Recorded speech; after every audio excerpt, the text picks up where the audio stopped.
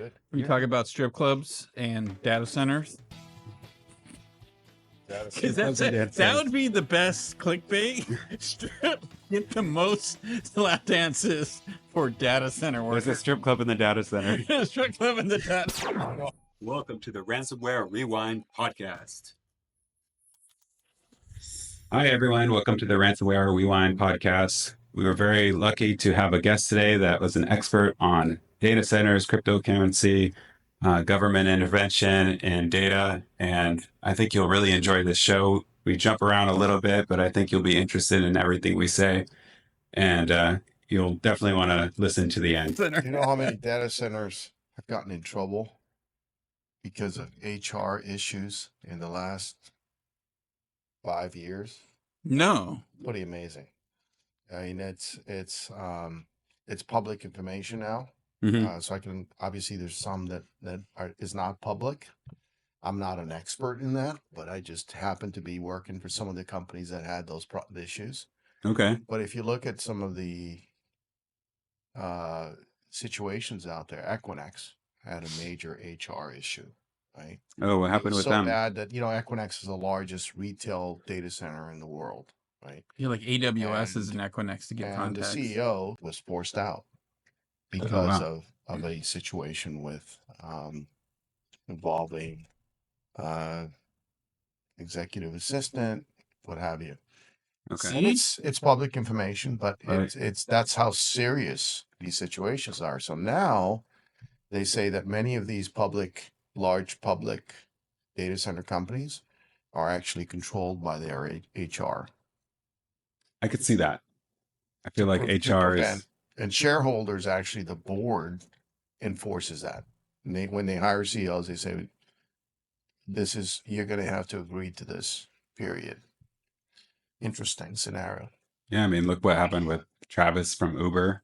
He got forced out because of his exploits. I'm not sure of all the details with that, but they ran that fast and loose as a startup, and then things kind of got too loose, and he was out. It's amazing because, I mean, you think about it. I don't think anybody has really sat down to realize how much money is involved in this. But we're not talking just tens of millions. We're talking hundreds of millions. Dang. And it's how serious the situation's got. Now with other things that have happened now in the market, ESG and all these requirements, that data centers under a lot of scrutiny right now because of the fact that not only is there a lot of money, but there's also a lot at stake, right? So if a data center has an impropriety, it has a direct effect in the whole entire market. Mm-hmm. And it could have a direct effect in a very negative way, right? And then data centers, because even if, let's say you have a data center, but let's say I'm Apple, and then let's say Mike is representing AWS, imagine the repercussions to us because we're in your data center. We had no idea this was going on. Right. That's where your information is, your customer's information. That's where your company is, basically, if your data's there. Yeah, everything lives there. Data centers aren't sexy, but they're very, very important. One of the things I actually brought some, because you mentioned security, and I thought it would be interesting to talk about this. So email hacking alone continues to be one of the costliest cybercrime activities. In 2022 alone, it was 2.7 billion. And just email hacking. 2.7 billion. In 2023, they're saying it's going to grow to over 30% from that number. So the numbers are, it takes some time to compile. And what does that include? So phishing? Yeah. Man-in-the-middle attacks? I mean, taking data, especially from corporations, it could turn into a ransom situation. So I'll actually segue into that, but I just want to read this to you. So this is interesting. Cyber criminals use social engineering or computer intrusion techniques to compromise email accounts and conduct unauthorized money transfers. So that's another part of it. So we've all heard this, it happens to individuals, but when it happens to companies, it's even worse, right? Because you could have a compromised situation where, let's say that, so I'll segue into the situation. I have a customer of mine. He also happens to be a really good friend of mine. For obvious reasons, I can't mention who it is, but this was a very recent situation. And he has about 800 business to business customers across the country. He received, so he wasn't even aware that this was happening. He received from the ransomware, in other words, the entity that took hold of his content, almost like a modern day kidnapping situation where they reached out to him and said, "We have all this data. We know how many customers you have. We know who the customers are. We haven't contacted them yet. So we're going to give you a chance to work through this with us." Very professional. First, he thought it was a joke, and he asked him for obvious reasons. You would think, anybody can come up with this. So he obviously asked him for evidence. Said that the evidence that was produced, he almost fell off his chair in his office when he saw it. He said he couldn't believe it. They had the keys to the castle. They had the keys to the castle. They had the customer. Imagine that. So if you have 800 customers, B2B customers, and they're able to pull up not only basic information like names and so forth, but maybe they're able to pull up financial information, compromising information, Intellectual property. And they had everything listed. And then not only that, but they had already put together a number based on that. They put a number, a value, and they even knew more or less how much his company was worth. So they knew that he could come up with a certain amount of funds. It's pretty amazing.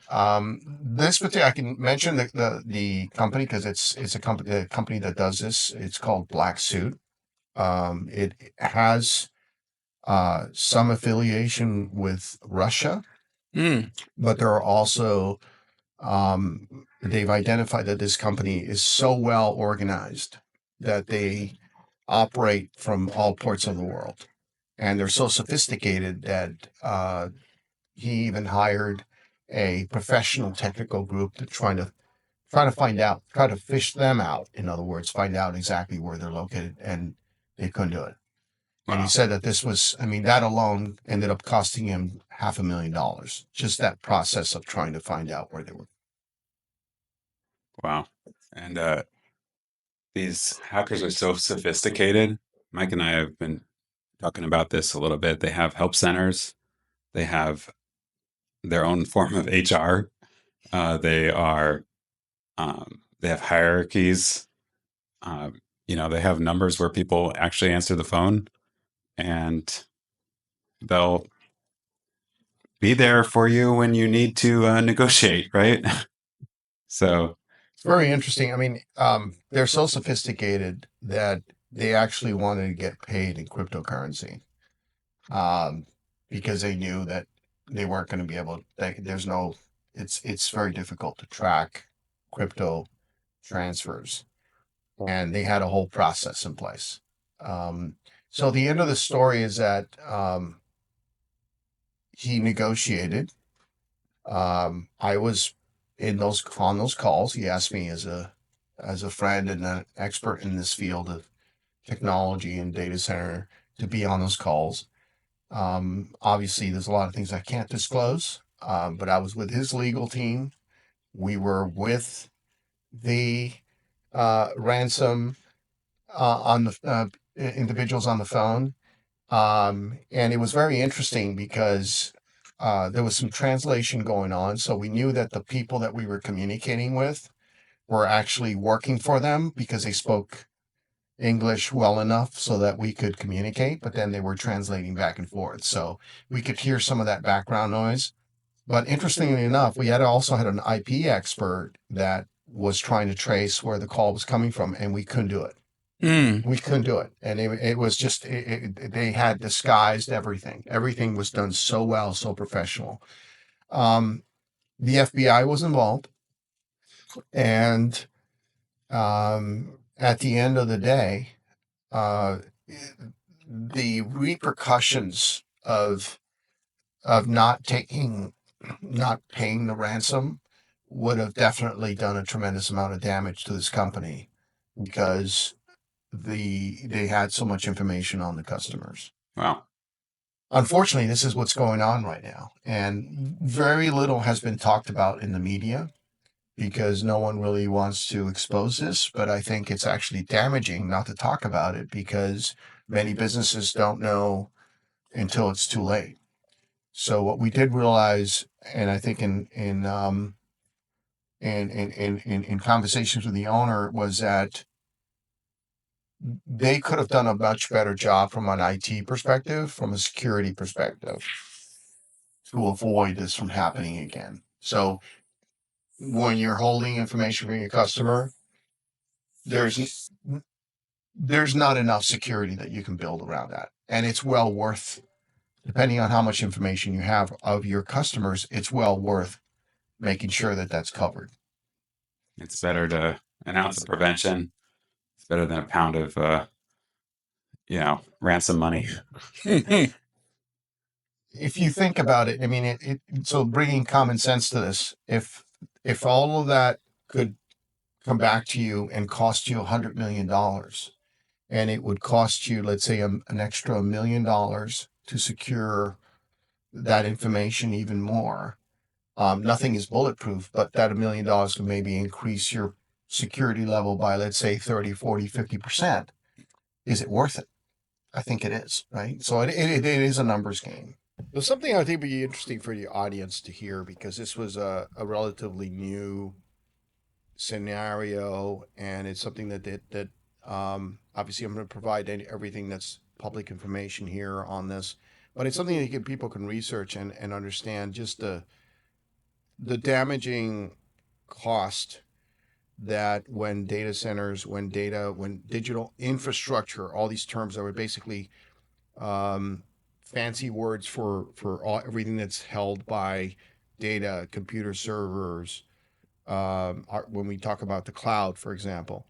So on July 19th, 2024, this year, CrowdStrike had a significant issue when they ran a global update that caused a global outage that affected all systems running Windows. A content configuration update for the Windows sensor, part of CrowdStrike's Falcon platform, caused a logic flaw that crashed Windows systems around the world. The update was released as part of regular operations to gather telemetry on potential threats, ironically. What did this affect? It affected airlines. Trips were canceled. Flights were canceled. People going to an ATM couldn't get money, obviously for a period of time.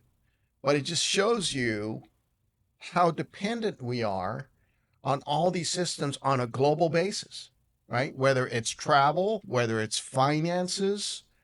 Luckily, I haven't heard to date that any hospital or urgent care or anything of that nature was affected, but you can also realize that all the systems, I mean, hospital systems, ICUs, all of that is also run by technology.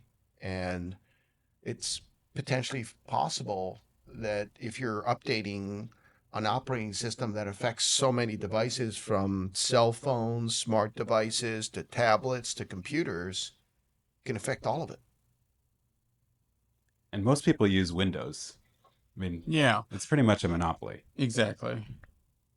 Every office, because come on, you're going to picture people running a Linux system inside a regular office. when you're selling insurance, like, oh, let me go LS. Okay, let's run this little batch. Well, hopefully No, they have some kind of UI that we can yeah, use. yeah. The salespeople can barely use Salesforce. So, Much less doing command line Linux. right. The outage caused millions of Windows machines to crash globally, taking down important servers and PCs worldwide. Microsoft declared the incident severity 0, the highest level of an incident impacting Microsoft products and services that ever happened. They've had some pretty big interruptions of service before. I mean, Yeah, and it's what's concerning is the centralized data having a single source of truth. Because when that happened, people couldn't even get, especially Delta, they couldn't even run their business. I like to see if they have distributed systems, so something like that, when Microsoft goes out, you're not screwed.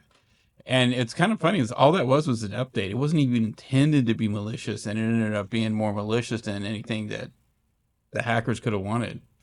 yeah, I mean, it was up there with, NotPetya or WannaCry as far Mm-hmm. as like global outage goes. Yeah. And To there was, put this in context, Delta Airlines said that they estimated their losses at over $500 million. Wow. That's just one customer because of the flights that had to be canceled and so forth. I heard that Delta had a limitation of liability on their contract of single digit millions with CrowdStrike, so that the most they could get back was 9.99 million. Oh, that's nothing. Yeah. I also heard that Delta refused help from CrowdStrike when CrowdStrike reached out to them. Did you hear anything about that? Or I did. CrowdStrike was very forthcoming. I don't know how many of you here listening saw the CEO went live on all the major it was televised on the major news networks, and he was obviously very perturbed, and you could see his demeanor. He's very affected by it, but he did mention that they were very forthcoming in intensely going after, first of all, identifying all the customers that were affected, and then communicating to them. But some of them had rejected that, and that did slow down the fixing of that process, if you will, because you had to be able to get access, and they have CrowdStrike has the engineers and the know-how to be able to communicate and be able to fix the problem. But if you don't allow that to happen, then you're going to exacerbate the problem. right, it's like, you caused this problem, I don't want you to fix it kind of attitude. And their engineers were probably spread thin already. Didn't they have to take every system offline and like reboot it manually? It was Delta, that is. absolutely, they had to, because the update, there was a problem with the update. So what they had to do in some cases, they had to remove the update. So you had to bring back the system to where it was. And then in many cases, that was the safest thing to do.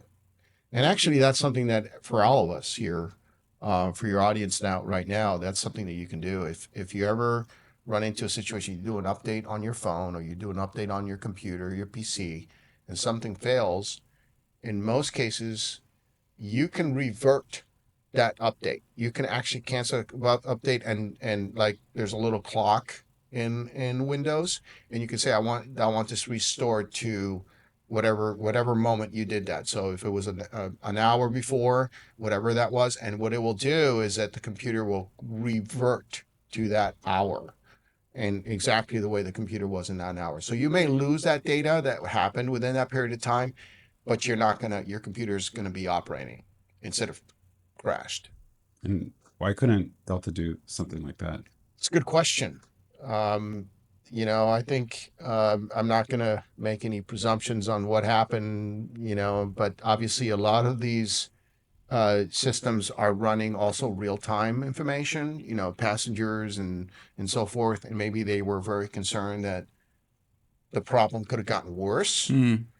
And so you also have to kind of defend the customer a little bit, right, in that situation, right? It's kind of like, but in some ways, I guess you can make the analogy. You have a plumber that comes to your house, breaks the pipe, and the pipe is flooding your kitchen, and the plumber's like, "Well, let me fix it," and you tell the plumber, "Don't fix it."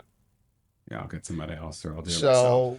So, to a certain extent, you do need an expert when something like that happens to fix the problem. I mean, that analogy maybe is a little drastic, but it just kind of shows that it's so fluid, right? Because you've got data that's so fluid in this environment. This might be, I'm not sure where I heard this. I thought I read that Delta was using like an older version of Windows. Could that, is that, there anything to that? It could be. I don't know the specifics Mhm. on what happened, but it did. Not every customer was affected the same way. So it all depends, right? And also you can make that reference that if you're a customer that the data, if they miss the last hour of data, for example, like the example that I gave, Mhm. it's not a big deal. It's not a huge deal. I mean, it's important, but it's not a huge deal. In a fluid environment, as we're mentioning, an airline where there's a lot of fluid, there's a lot of things happening in real time, then it's a whole different level, right? So it's kind of interesting because I think one of the things that we're seeing in our field, in the data center field, with Mike knows this very well here, is that there is this separation of data where some of it is very critical, Mm-hmm. critical infrastructure versus non-critical infrastructure, right? So we hear that and we say, well, what does that mean? Well, it applies to this situation right now. There's some things that, you have an ICU patient and you say, well, let's run this update. And while the system crashes, we're like, well, let's wait half an hour. That person may not be alive in half an hour. Right. I'm sorry to add a little humor here, but Yeah, they need um, air. that person needs to be receiving oxygen and their vital information on a real-time basis. So it just shows you the big, scope of the data center industry that really runs so deep and wide in so many different areas, right? So a social media application is going to be perhaps not as critical, right, as someone running a platform in a hospital, right, that needs to be running, or a financial situation. I used that example where it was identified that because the systems crashed, people couldn't get their money from an ATM. That's pretty serious. Yeah, or it could be trading software that crashes and people Mm-hmm. can't trade, or, you know, the market is affected by that and that affects everybody. I read this report that Elon Musk and his group has added a level of additional intensity and safety, understanding how critical this was because the Tesla cars receive updates, and so you also have to think about this. We were just talking before this piece of conversation of the amount of bad characters out there and that observe this carefully and start to realize how much damage they can inflict. And my gosh, it's just an update can do this. Imagine if we get, our hands around something like this and what we could do to stop things from operating. So when we're talking about cars, going back to Tesla, I hope they're not doing these updates while the cars are driving. On that note, Joe, don't you drive a Tesla? Yeah. Yeah, they don't let you. You want some malware protection for your Tesla? Yeah, when they don't let you do it when you're driving. Oh, they don't? Oh, You have to okay. be stopped to do an update. But there was this movie, I think it was The Day After Tomorrow, where there was a huge cyber attack and brought down the entire system. Boats were, running into shore. And they did have an example of Teslas that were going full speed and just crashing into each other on the freeway, and it would just block the entire freeway with just all these white Oh, I remember that. Teslas. Yeah. Which is funny because, when you have a white Tesla, it's like, oh my God, everyone has a white Tesla. That's crazy. That's And crazy. in that movie, the boat hit the shore, and that was very similar to the boat that hit the John Scott Key Bridge, which a lot of people said that could have been a cyber attack, or they kind of called it a little too early, of course, when that ship hit the bridge. Yeah. Think about GPS. It's all over the place. And talking about data and data centers, I was listening to the radio this morning, or I think it was Cyberwire podcast, and they were talking about how these data brokers are getting in trouble for holding location information on people, in addition to all the other information they have on them. How are these data brokers able to aggregate all this information on us legally? It's a very interesting question. The when we buy phones, every one of us here, how many of us honestly, in an honest question, can say that we read all the fine print when you're excited about that new iPhone that you just got or the new tablet and you just click, click, click, click, click, click, click on it just so that you can start using it right away? Mm-hmm. I would be willing to bet that even the most careful legal attorneys out there, when they get their phones, they don't bother reading all of it. And if you can understand all of it, then you must be a genius in legal background because it's unbelievable, right? So what's happening right now is the dissemination of data that is stored on every one of us right now. And I'm not trying to scare the audience here, but it's the truth. That data is on servers all over the world. It's when people say, well, I know that my pictures or my location, or if I have it in social media and I click the privacy button and only my dearest friends have that information, it doesn't work that way. Let me just give you a quick example. So you put a picture on there of yourself, and even though your friends have it, now let's say if one of your friends takes a picture of your picture and puts it on their post, and their post is public. Well, guess what? Now your information is all over the place, even though you had a privacy selection on your content. That's what's happened. That's an example, I think a small visual example of what's happening with our data. So there are data brokers that have started to realize this, and obviously realize there's a lot of monetization to be made. Follow the money, right? Follow the dollars, and or cryptocurrency, right? Yeah. So, not trying to be cynical here, but the point is that yes, there's money to be spent, to be made here, and there are modern day kidnapping, modern day. You've heard about this now on social media where people will go out and grab someone's video or grab whatever it is, either content or images or whatever, and then hold them for ransom and say, if you don't, I have exposure to 1 million people and I can put this out there, and what is it worth for you to not have those 1 million people see this? It's very easy to spoof your voice. There's free software. There's very low cost software, like Speechify. Mm-hmm. I did it myself for me just to check it out because we did an episode on deepfakes, and it sounded just like me. And what Mike and I were talking about was that these can be used to extort people by like what you said, and also could be used to call that person's grandparents Yeah. and say, help me, I'm stuck in this foreign country.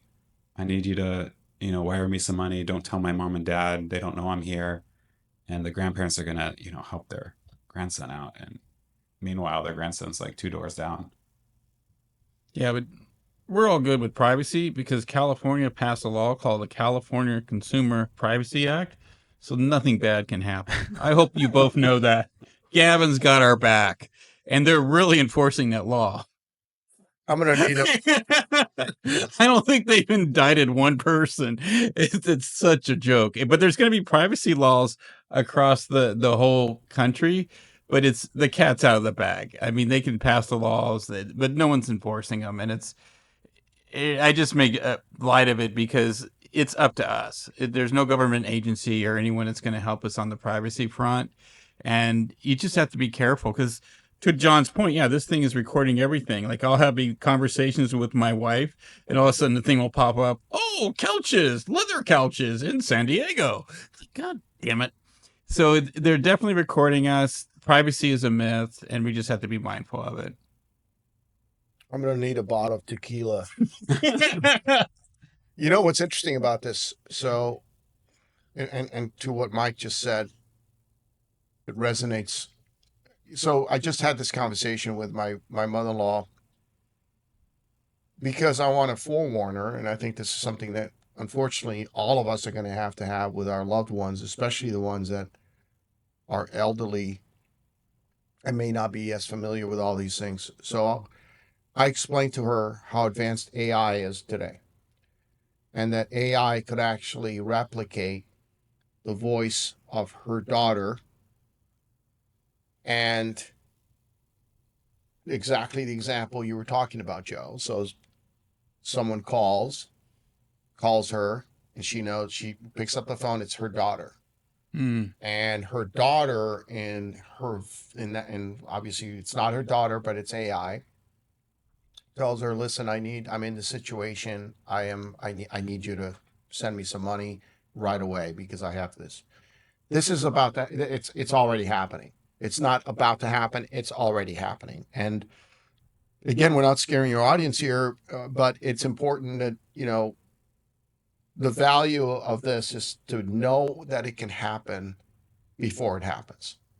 So I've already done that with emails where she got, I'm sure a lot of us have gotten this stuff where you get some information that says, "Hey, Joe, your U.S. postal package those are common. arrived," and those are kind of common. But this is going to start becoming as common as that. You're going to start getting phone calls, and it's kind of eerie, right? And imagine if that's not just a phone call, but imagine if you can't tell the difference between that image of that daughter, if she can't tell the difference because it looks like her daughter that's communicating with her, that sent her, let's say, a video or something that she sees her on social media and she thinks it's her, and it's not her, it's AI. So unfortunately, I just had a conversation with my family where they say, "Well, you work in an industry and you're destroying our world, because all this technology is evil." And I spent a good amount of time telling them that, technology is not evil, AI is not evil, a car is not evil, but yes, can you actually kill somebody with a car? Of course you can, but it's not evil. It's the user. And what's happening now is that because this technology is so powerful, it is landing in the hands of people that can do damage. So what's the best safety for us now? What's the best security? Knowledge. Mm-hmm. I can't think of anything else. And are you going to be able to prevent it with knowledge? No, you're going to be able to react to it in a way that prevents you from running into an issue. You'd be defensive. And change subject. Have you guys seen or ever read the Unabomber's manifesto? Because he pretty much talks about AI and large data sets. That was a long time ago. I mean, guy is brilliant, absolute lunatic about what he did. But when you read his manifesto, it's like, oh shit, he's right. Because he was talking about there be centralized power, like government agencies, obviously nation states, and they would pit each other together using large sets of data and computers against the people. And I kind of have to digress into that because, like, oh shit, he was kind of right. That's pretty prophetic. It is. It is. But yeah, we definitely have to protect us because, to John's point, it's not just bad actors. It's nation states that want to get your data and exploit you, and they can get once they have your bank account, everything. Plus, so much is like on paper. Like when you go to a courthouse, it's just comical when you see all the attorneys walking around with their papers. Like, really? Yeah, and they're always like, "Oh, I have nothing to hide." That's not the point.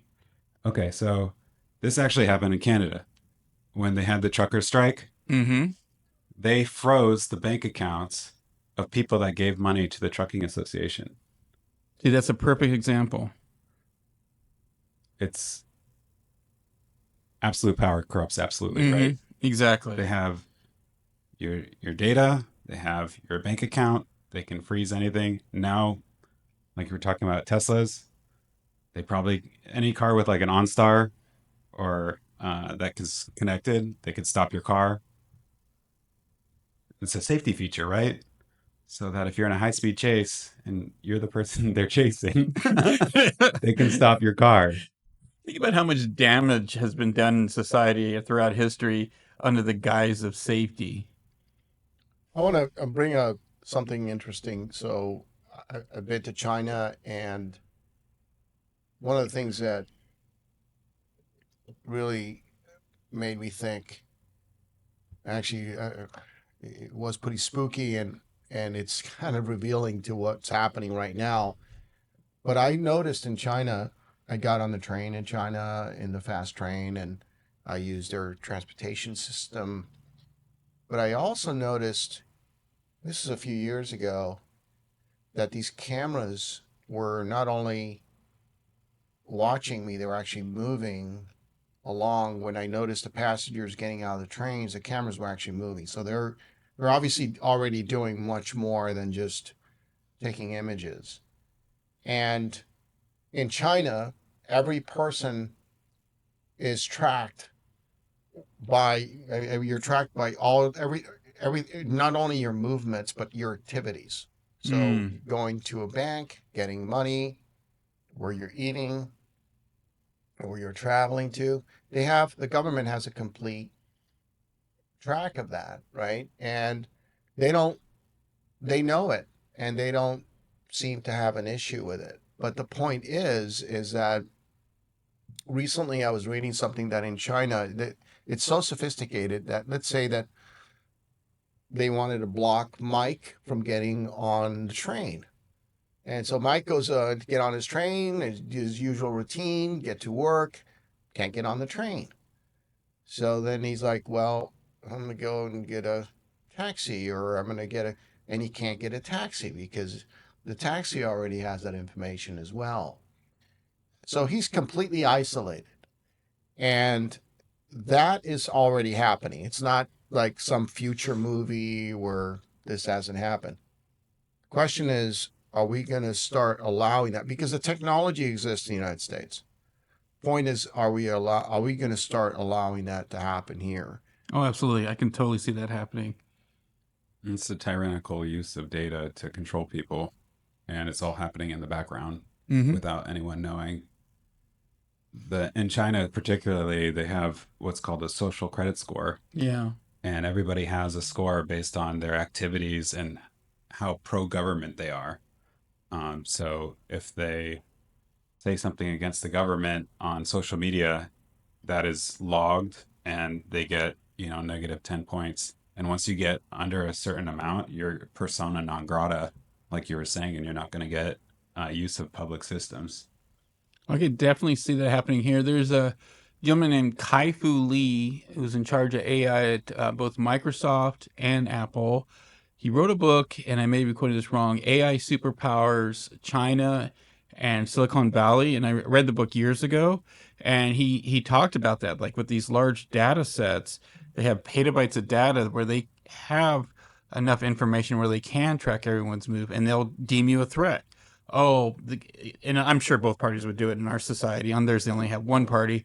But if they deem you a threat, they can like make your life a living hell without ever physically doing anything to you. Because think about it, if you don't have access to transportation, look at Maslow's hierarchy of needs.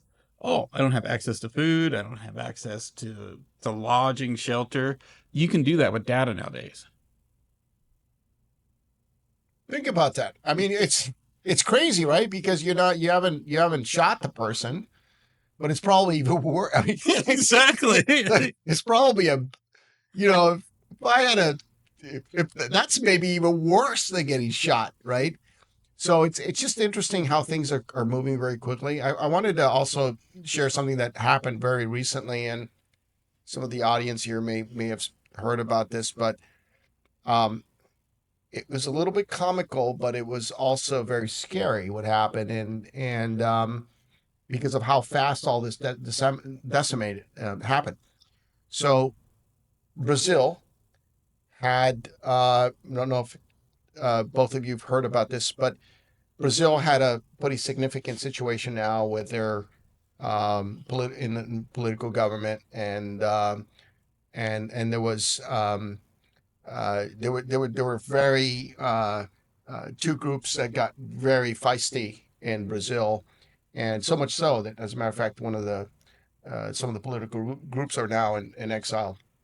Well, Elon Musk, as you know, Elon Musk with X was got involved in this because there were obviously many people that were from different positions in Brazil that were using X. And it got so bad that the government in Brazil threatened Elon Musk because of X. Mm-hmm. And I mean, at first you thought, well, this is kind of a joke, but they canceled X in Brazil. The government is actually doing the same thing that we heard about TikTok and how that started causing issues in some of our states. And as a matter of fact, the state of Montana canceled TikTok. But that was obviously because of protecting kids and because there were a lot of things that involved kids. This is because of a political opinion, a discourse, because people have different views on politics. The government didn't want that. Mm-hmm. We're not talking about the CCP China. We're talking about Brazil, which is the largest, supposedly, the largest democracy in all of Latin America. Didn't they want him to take off or censor the other party, and he refused? That's right, because one thing, Elon Musk, whether we love him or you don't like him or whatever, he is about free speech.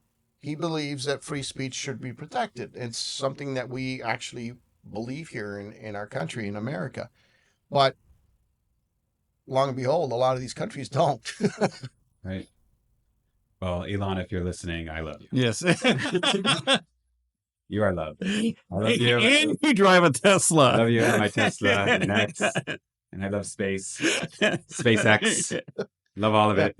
Yeah, we love our freedom. I mean, we wouldn't want to, say the wrong thing. So, Joe and Mike and I are coming out of here with our noses broken and in handcuffs because we said something that offended a government official. Yeah, right? God forbid. Yeah, I love his flamethrowers, his tunnels, everything. All our credit cards are canceled, and we can't drive our cars because our cars don't work. Yeah, and just can't order an Uber. Since we got our tinfoil hats on a little bit, I'll firmly put mine on.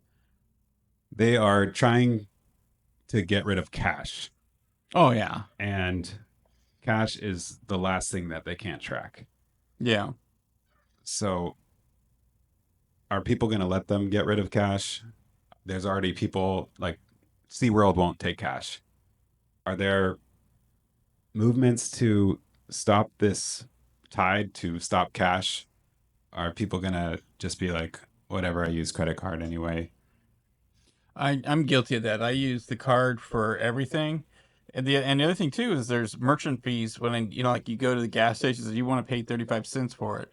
It's like, It's so stupid. And I'm guilty of that. I use my cards for everything. I'm going to go back more to cash because I'm really not concerned about them tracking me so much. It's just the principle of it all. Because I don't want everyone to know every last movement. And with the cards, you pay more. Plus, you pay interest on money. That's just stupid. I'm going to finance a tank of gas. That's just stupid.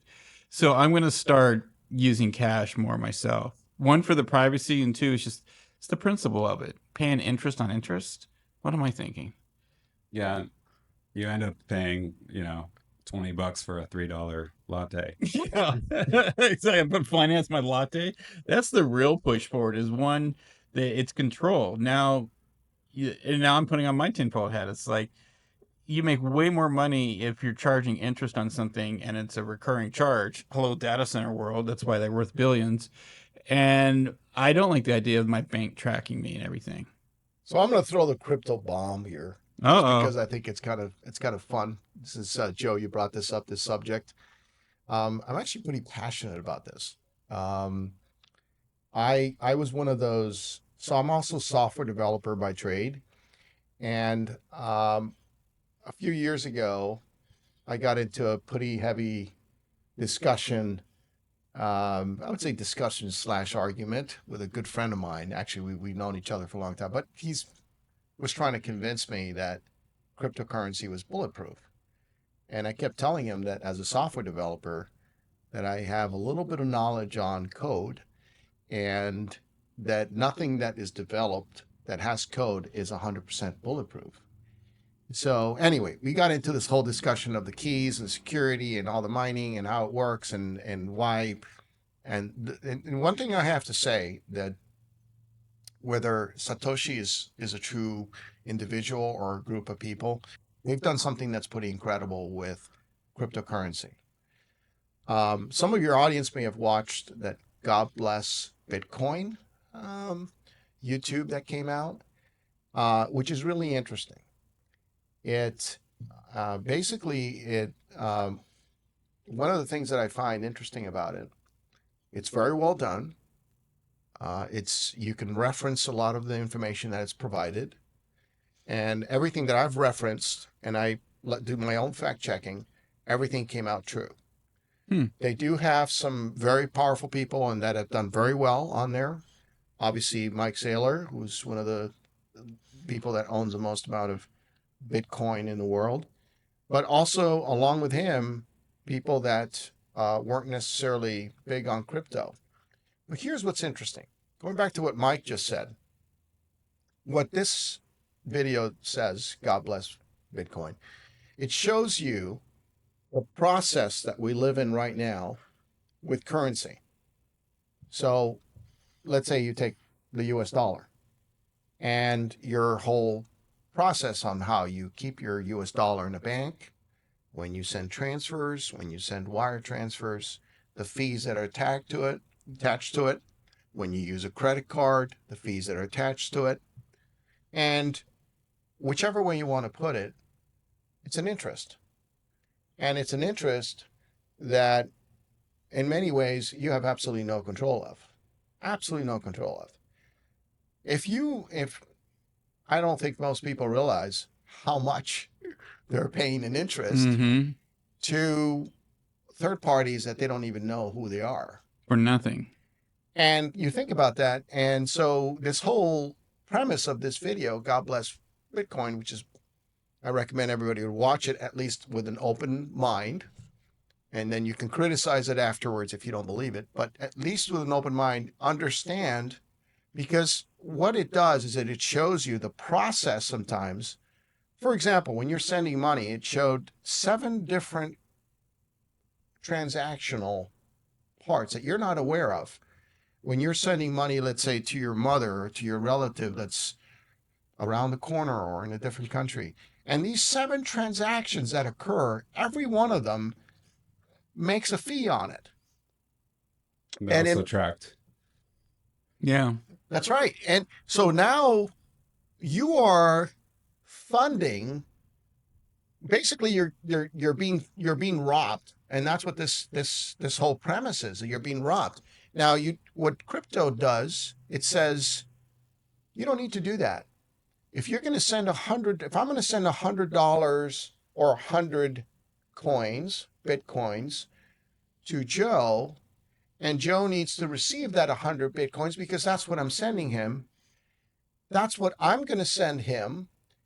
I'm not going to pay additional fees for that 100 Bitcoin and transferring that to Joe, and neither is Joe. In other words, it's a true peer-to-peer transaction. And that, as a technologist, I have to say that resonated with me, because why would I have to get other parties involved if I'm sending Joe money or I'm sending Mike money or they're sending me money? Why would I have to get other groups involved? The other scenario here is that because of all the fluctuations in currency values around the world, crypto does not adhere to a single currency. So let's hope not. Let's pray that this doesn't happen. Let's say that the US dollar loses 80% of its value. Oh no. Don't say that out loud. Okay? We all pray to the dollar. Dear dollar. Let's hope that never happens, okay?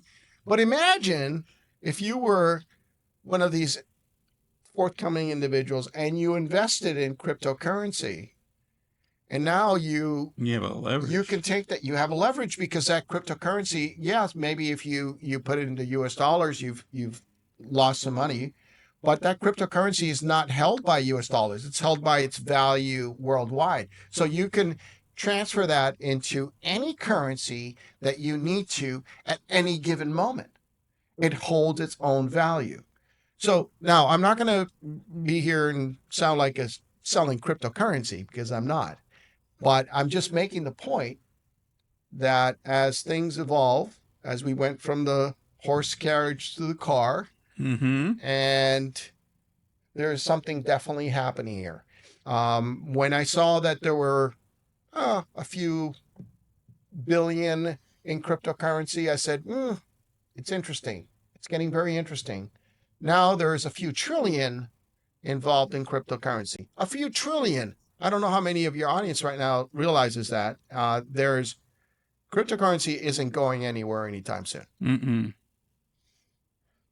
But the dollar might. Especially they stop trading oil with the dollar, because I think that's going to be the next thing that we see. Well, we've already seen what's that group called? It's like Brazil. Yeah, I know. BRICS. The BRICS. BRICS. Yeah, thank you. And that's very interesting, Joe, that you bring that up, because there's no question where the war. Look, we don't want to say this, but actually we do. This is the whole idea of the podcast. Don't worry, no one's listening. Who edited it out?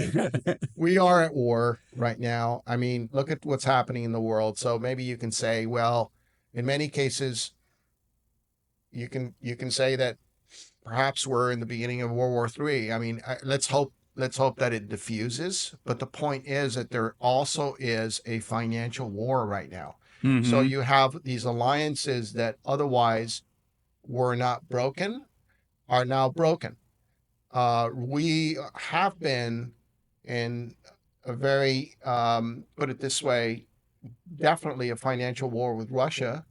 And that has also affected the markets globally, because obviously these are very large countries, Russia, Brazil, India, the BRICS, and they are starting to realize that perhaps they don't need the US dollar.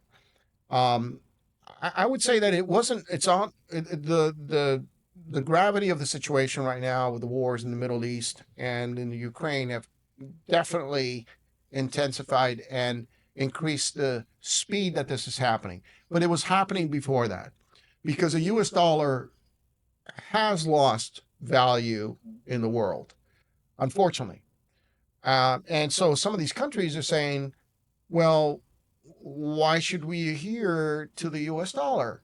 Why don't we have our own? So now you're having countries. El Salvador was the first country to turn to cryptocurrency. as its currency. So, okay, people say, well, El Salvador is a tiny country in Central America. Well, Putin just said that he may move to a cryptocurrency. I didn't know that. Saudi Arabia, that has some of the largest companies in the world, Aramco, I think, is still valued as the largest market cap company in the world, has now said that it's considering moving in that direction. Regardless, what's interesting is that these countries have a very strong bond, and that includes India as well. So India has a very strong bond, and China. So you're talking about a very large portion of the world that is not necessarily friendly to the United States. And it's very interesting what this could do financially to the world. Yeah, I remember when the war was starting, and I was one of those people that was like, no, Russia would never, invade another country. That's crazy. And then they did. But we started like taking all the oligarchs' boats or yachts and freezing their accounts. And then we went a step further and basically locked Russia out of, is it Marshall Swift or the way money transfers? Mm-hmm. And we really did ourselves a disservice because before then they were dependent on us and they thought they were dependent on us. So we took it away and they said, okay, we'll figure this out. And they did figure it out. And they did, yeah. And our sanctions worked against us because now they're much more independent. They're much more allied with these other powers. And now, the U.S. has a much less powerful position when negotiating with Russia. So, something interesting to bring up to this, you brought up SWIFT. So a friend of mine that is very savvy in the financial world, and he's also very technical, explained this process with a SWIFT to me that I didn't realize. He said every transaction worldwide that's done in a currency has a SWIFT. And basically, there is a track of that transaction forever. So it tells you quite a bit of information: where it originated, what banks were involved, obviously how much it was. So quite a bit of information. And that information can be disseminated around the world. Talk about privacy. Interesting that in cryptocurrency, you don't have that. So there's no question that there were some bad characters that got into cryptocurrency. We know what happened with the whole situation with FTX. And I believe that we will never really know how much. I mean, there's estimates that maybe $80 billion was, probably with the biggest Ponzi scheme ever, right? But the point is that to a certain extent, for those that like liberty and freedom, there were also people that were there that had, wanted transactions that didn't necessarily want those transactions to be exposed in the market. So there's, in other words, we're saying that there's two things here that happen. One is not a good thing because obviously there's people that are maybe drug cartels, maybe hackers. they're doing, they're hiding money and transactional money. And my gosh, it's so easy to use, right? You can send money anywhere in the world with cryptocurrency. But at the same time, there's also the libertarians out there, or the people that believe in freedom and that saying, well, wait a minute, maybe I want to keep some of this money and I don't want, if taxes get absolutely crazy in my state and I know Mike likes to pay taxes over here. Oh, yeah, it's awesome. I think it's up to 15% now, income tax. It's way more than that. Not the income tax in the state of California? I feel like we pay like we got 30% total. We got total federal, state, and then we get our gas has a tax of $1.25 per gallon. Jeez. But that's okay because Gavin's looking out for us. Well, And I think about that when I walk to the Vons over, all the zombies and everything. Like, God, buy a I'm so Tesla. blessed to live here. I'm actually, I think I'm with Joe here. It's a lot more than that. I think if we all just sat, I mean, we're You gotta so look it damn up. busy these days, but if we sat down in front of a ledger, just a basic ledger, and we wrote down, okay, how much taxes do I pay on my salary?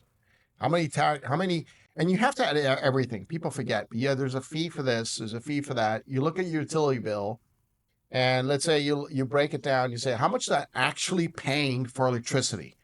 What are all these other fees that I'm paying for?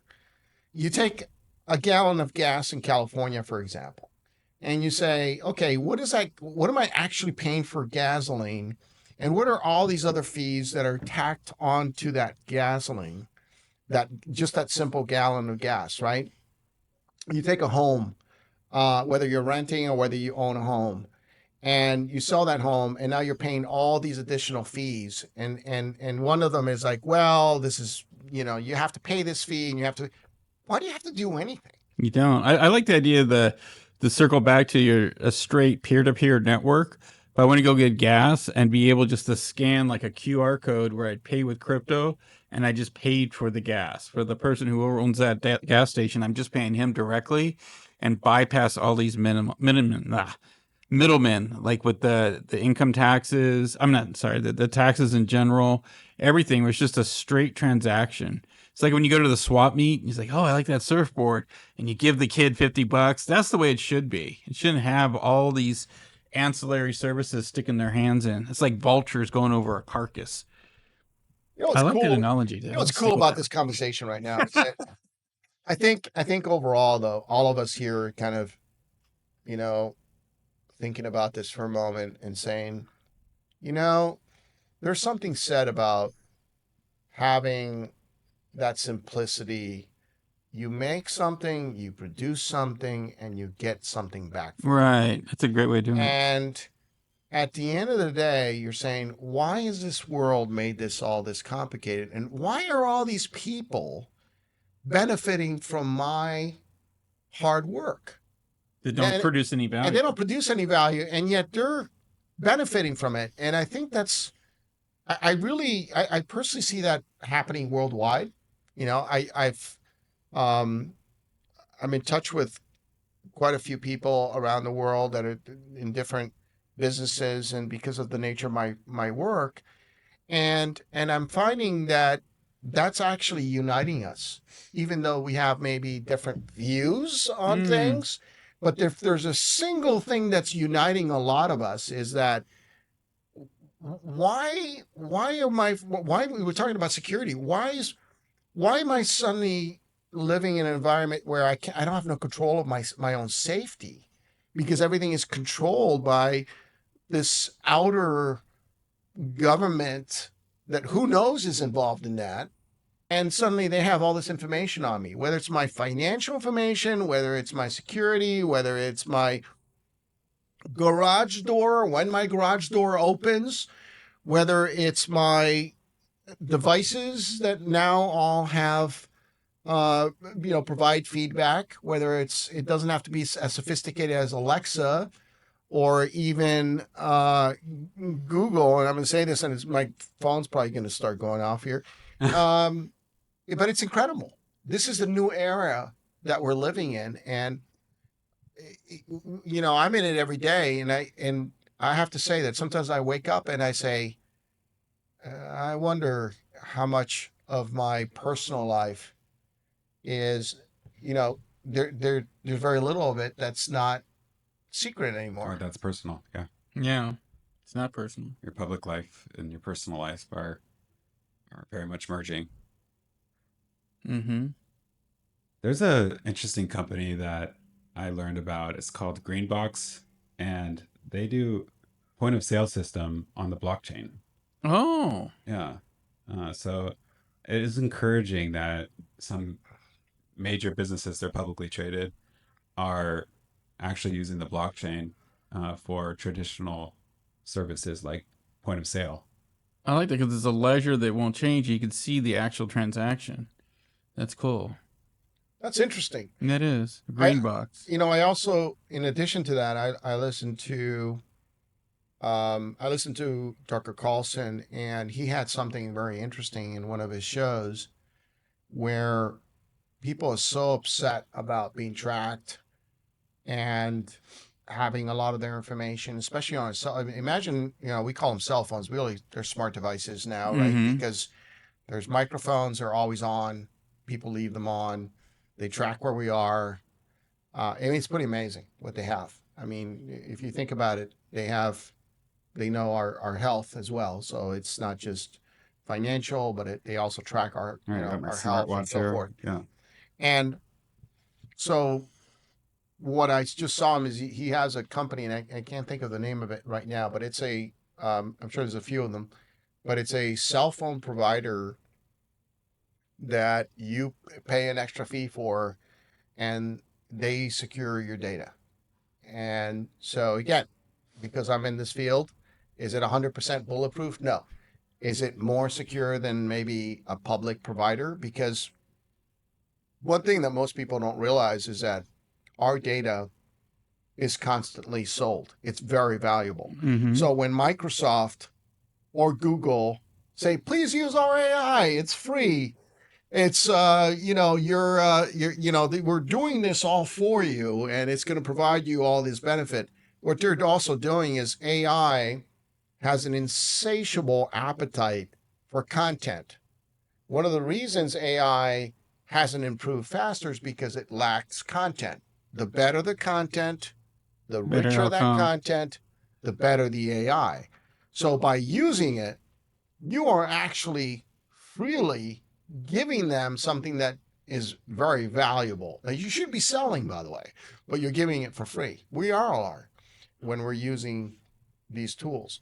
So it's interesting that Tucker brought that up and said, look, if you want to, this is going to start. And I believe that's going to start happening more and more, that we're going to start having a variety of devices, a variety of tools that really start focusing on the security of your personal information, your personal data. I think the sophistication of that, especially today with AI, is going to increase, which, by the way, is going to increase the number of data centers around the world. Right. Yeah, and AI data centers AI data centers are the newest thing, right? Where they have NVIDIA chips instead of the old style GPUs. They're using, graphic card chips, and it's use what you need. So you don't have to buy the infrastructure. You can just use our data center, just like, Amazon AWS was back in the day, but for AI. Yep. Mike and I are going to age ourselves a little bit here with a data center environment, but and it's all you, Mike. I'm Mike's son, actually.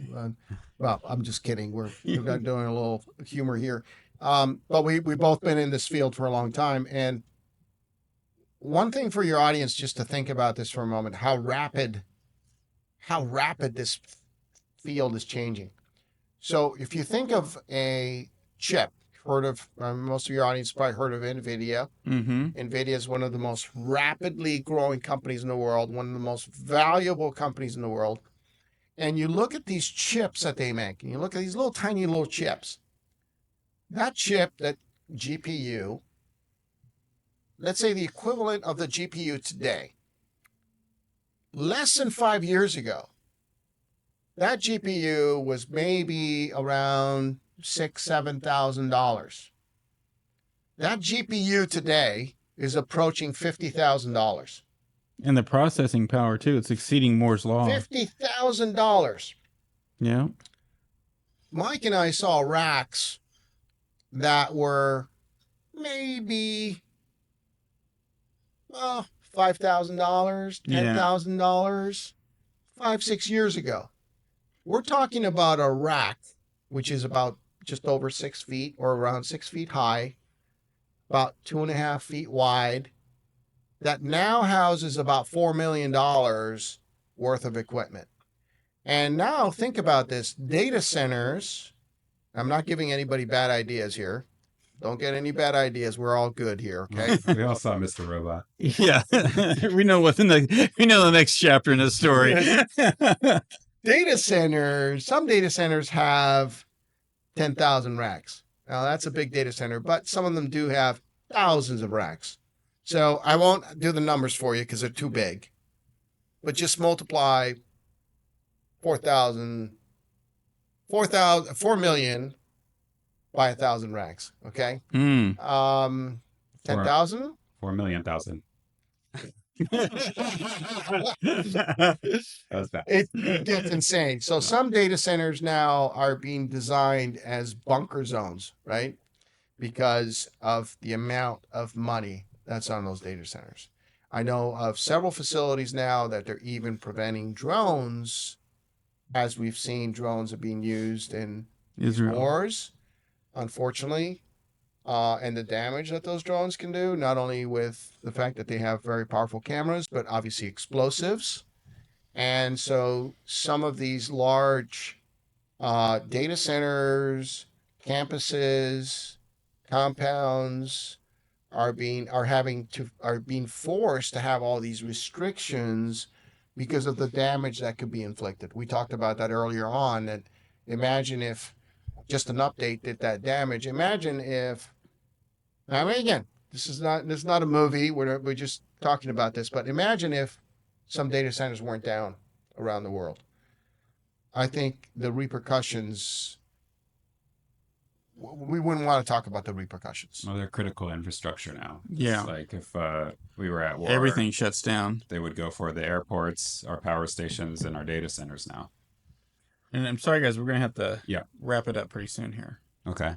Do you want to give some tips on like how people can protect themselves, protect their data? Like one thing that I do is I have a subscription to Incogno, where they send suppression messages to all the data centers. I mean, all the data brokers, Huh. and they ask you to suppress your data, to scrub it from them. And I was surprised at how many data brokers there were. They sent out notices to 155 data brokers.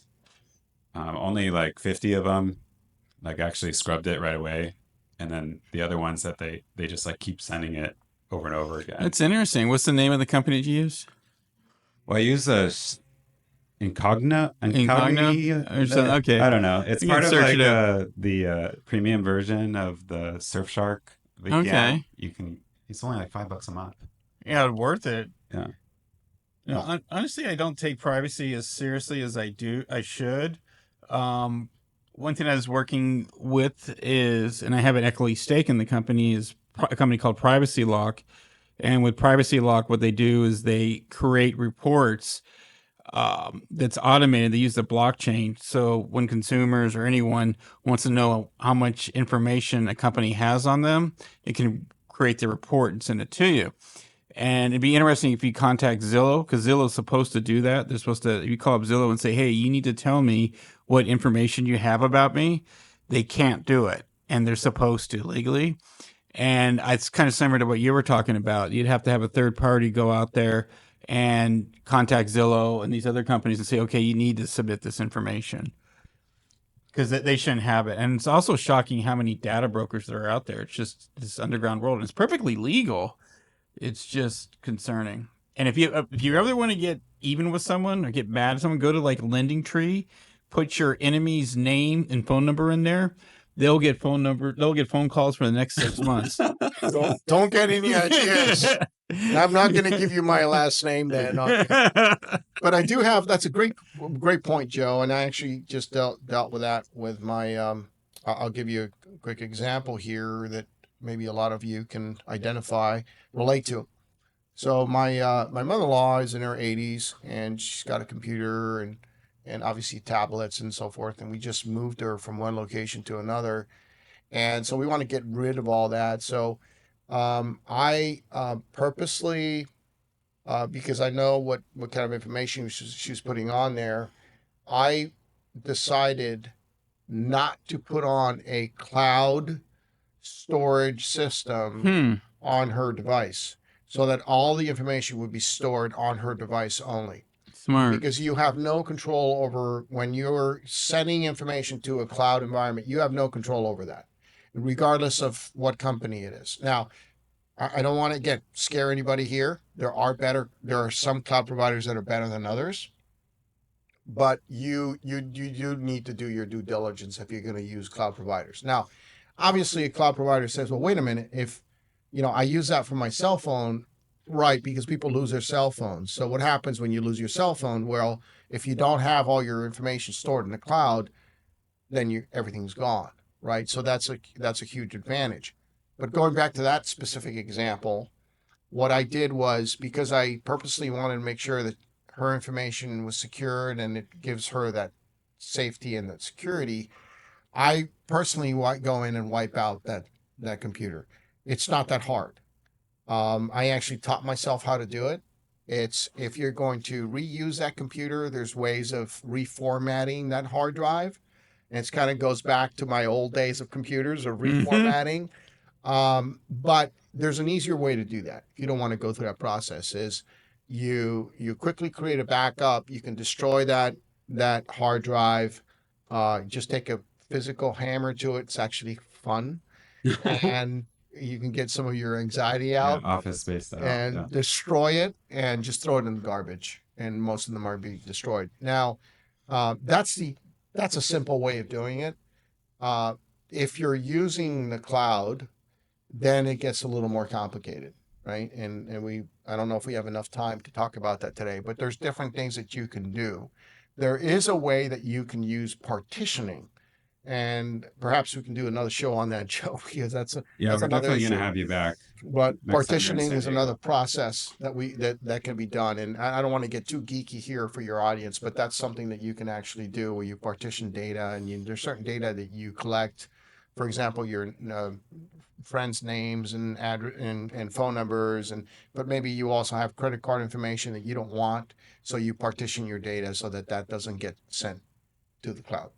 Yeah, I've heard of people that have different devices for going on social media and playing around the internet, and then another device that they just use for banking, and more serious bill paying and things like that. Makes sense. You can do those things. I mean, you can be very creative. I use 2 cell phones. There's a reason why. I have a VPN on one. I don't want a VPN on the other. I use I have a computer that's not on Wi-Fi, and I just use it for certain information I want to put on there that I know that I can, if I want to get rid of that computer, all of it is gone. You have a kill switch ready to go if the FBI knocks down the door. I'm ready to go, baby. I live out of the state of California. Yeah, you're from now, Montana. and, we got our little fortress out there. So nice. It is what it is. It's they take me down, they'll take down the whole country. I love it. I think we should end on that. Thank you all for listening to Ransomware Rewind. We hope you liked the episode. Thank you so much, John, for coming. Thank you, John. Lots of great insights. And don't forget to like, subscribe, and we'll see you at the next episode.